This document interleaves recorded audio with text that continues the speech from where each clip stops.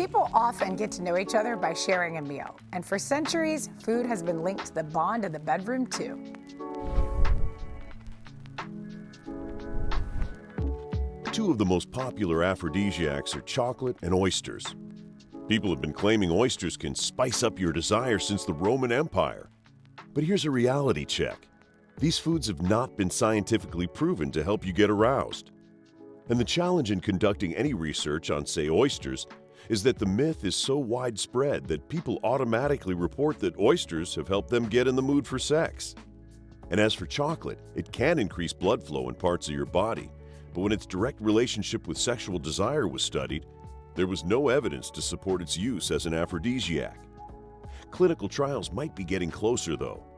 Scientists have found that maca, a sweet root vegetable, has been shown to increase libido and treat sexual dysfunction in both men and women. Ginseng also shows promise. Clinical trials have found evidence that this root can help treat erectile dysfunction and help boost sexual desire in postmenopausal women.